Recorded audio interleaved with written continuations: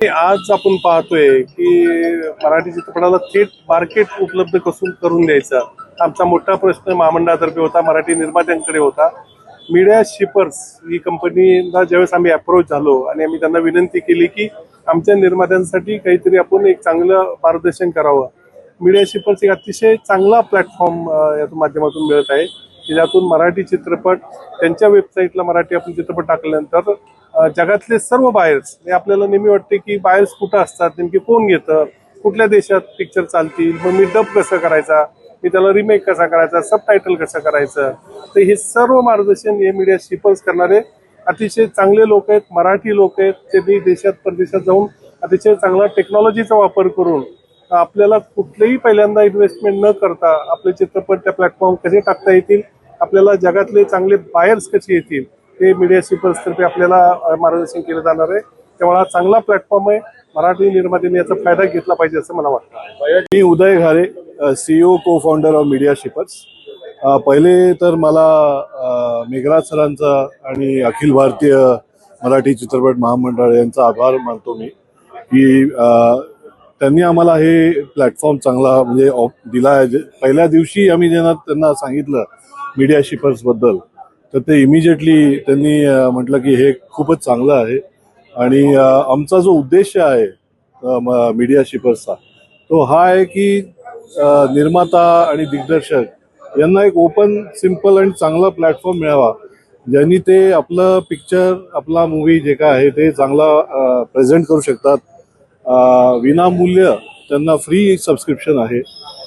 आणि दुसरी म्हणजे कुठल्याही प्रकारचं कमिशन नाही आहे. हे ओपन मार्केट आम्ही ठेवलेलं आहे. आमचा उद्देशच हा आहे की ज्यांनी पिक्चर बनवला आहे त्याला सगळ्याचा सगळा बेनिफिट मिळायला पाहिजे. आणि याच्याहून चांगलं प्लॅटफॉर्म आज आम्हाला मिळालं आहे. आणि एवढे 300 प्रोड्युसर्स आज आले, त्यांच्याशी आम्हाला डायरेक्ट बोलता येईल. आणि मीडिया शिपर्स हे एक आम्हाला मुवमेंट क्रिएट करायचं आहे भारतात आणि महाराष्ट्रात, की मराठी पिक्चर्सला जगभरात ते डिस्ट्रीब्युशन मिळालं पाहिजे, त्यांना वाव मिळाला पाहिजे. आजच्या सेशनमध्ये आम्ही हे त्यांना सांगणार आहे की कसं पिक्चर्सला आपण डिस्ट्रीब्यूट करू शकतो, काय काय वेगळे वेगळे मॉडेल्स आहेत, बिझनेस मॉडेल्स, ज्यांनी मराठी फिल्म मेकर्सला त्यांचे जे मेहनत आहे त्याचं रिटर्न्स मिळेल.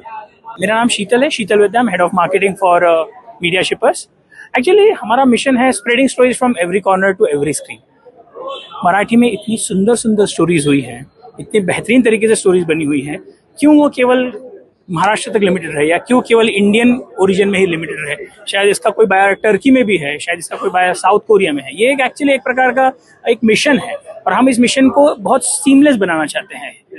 कमीशन नहीं, डायरेक्ट सिनेमा मेकर को बेनिफिट मिले, ये हमारा ऑब्जेक्टिव है. और ये एक बहुत सीमलेस तरीके से प्लेटफॉर्म के थ्रू ये पूरा चीज चलते रहे, that is our core objective. And last but not least, spreading story from every corner to every screen तभी सक्सेसफुल है जिस टाइम के ऊपर प्रोड्यूसर्स, डायरेक्टर्स, एग्जीक्यूटिव प्रोड्यूसर इनको इसको एसेट करके यूज करना शुरू करें. इन्हें राइट्स मैनेजमेंट से लेकर टेरिटरी मैनेजमेंट की अंडरस्टैंडिंग जब उनके पास रहेगी तो ज्यादा से ज्यादा लोग इसका बेनिफिट ले सकते हैं. और अल्टीमेटली हम यही चाहते हैं कि जो सिनेमा मेकर है, जो बनाते हैं, वो उसका हक उनके फेवर में आए और उनको ज्यादा से ज्यादा बेनिफिट मिले. सो अखिल भारतीय मराठी चित्रपट महामंडल और मीडिया शिपर्स के तत्वाधान में ये जो कार्यक्रम हो रहा है, हमारा उद्देश्य यही है कि ज्यादा से ज्यादा लोग इसका फायदा उठाएं और आगे इसका लाभ उठा के लोगों तक स्टोरीज पहुंचाएं. माझं नाव अशोक राणे आणि मी गेली 50 वर्ष मीडियामध्ये आहे. फिल्म क्रिटिक म्हणून आहे, फिल्म चित्रपट अभ्यासक म्हणून आहे, डॉक्युमेंटरीज करतो. जगातल्या 220 इंटरनॅशनल फेस्टिवलला गेलेलो आहे. आज मी इथे का आहे तर मीडिया शिपर्स आणि अखिल भारतीय मराठी चित्रपट मंडळांनी हा जो उपक्रम घेतलेला आहे, तर अशा प्रकारचे उपक्रम मराठीमध्ये होणं गरजेचं आहे. कारण अलीकडे आपण सतत पाहतो, ऐकतो की मराठी सिनेमात खूप चांगले सिनेमे येतात, नॅशनल अवॉर्ड मिळतात, काही परदेशात जातात, पण तरी आपल्याला थिएटर मिळत नाही, आपले बिझनेसचे वांदे असतात, आपले मग मराठी म्हणून प्रेक्षक भावत नाही, चॅनल घेत नाही, हे सगळे अनेक प्रश्न आहेत. तर हे प्रश्न का निर्माण होतात तर मराठी सिनेमाला सिनेमा करणं माहिती आहे, त्याचा व्यवसाय म्हणून त्याच्याकडे कसं पाहणं ते कळत नाही. आणि ते या प्रकारच्या उपक्रमातून आता कळेल. आणि मग याच्यातनं नुसतं आता कसं होतं की एक बॉक्स ऑफिस असतं, एक चॅनल असतं, एक OTT असतं. याच्या पलीकडे काय काय ॲव्हेन्यूज आहेत मार्केटसाठी ते माहिती नाहीत बऱ्याचशा लोकांना.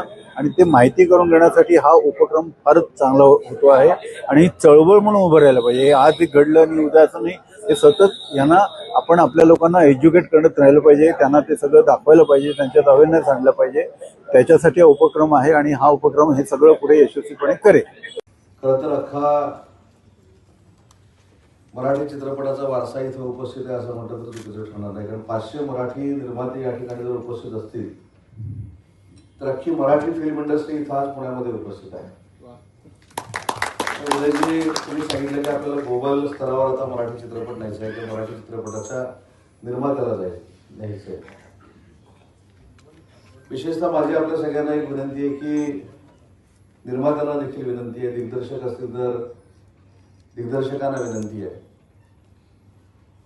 की कुठचा पिक्चर चालतो आणि कुठचा पिक्चर चालत नाही याच्यावर चर्चा करण्यापेक्षा आपण जर अतिशय चांगल्या दर्जेदार कलाकृतीला जन्म दिला तर मराठी चित्रपट जगाच्या पातळीवर कुठं चालू शकतो आणि कुठेही चालू शकतो याच्यावर माझा पूर्ण 100% विश्वास आहे. पण मी जरी सांस्कृतिक मंत्री नसलो तरी मराठी भाषेचा मंत्री आहे आणि त्याचबरोबर राज्याचा उद्योग मंत्री देखील आहे. आणि म्हणून परदेशामध्ये गेल्यानंतर जेव्हा मराठी बांधव मला भेटतात, भगिनी भेटतात, तर त्यांची एक खंत असते की परदेशामध्ये आम्हाला मराठी चित्रपट बघायला मिळत नाही. आपण निर्मात्याला ग्लोबल करत असताना चित्रपट देखील ग्लोबल झाला पाहिजे, ही भूमिका निर्मात्यांची असली पाहिजे. पहिल्यांदा मला हे सांगायचं आहे की मी सांस्कृतिक कार्यमंत्री अशी जबाबदारी घेतल्यानंतर माझ्या विभागात असलेला चित्रनगरीचा पूर्ण म्हणजे फिल्म सिटीचा पूर्ण व्याप्ती बघितल्यानंतर या सगळ्यावर गेले वर्ष दीड वर्ष सातत्याने काम केल्यानंतर आज माझ्या आयुष्यामध्ये असा सुदिन आला की 500च्या वर निर्माते मला एकत्रित बघायला मिळाले. हा आणि त्यामुळे माझा पण आता उत्साह वाढलाय. खरंच आहे की मराठी चित्रपटाच्या विषयांमध्ये आपली परंपरा खूप मोठी आहे. बोलीभाषेत लिगसी ज्याला म्हणतो, आणि ही परंपरा इतकी मोठी आहे की त्यातला तेव्हापासून निघालेला कालपर्यंतच्या चित्रपटांवर संबंधित काही विषयांवर लिहायचं असेल तरी कित्येक वर्ष पुरतील इतका खजिना मराठी चित्रपटांचा आहे.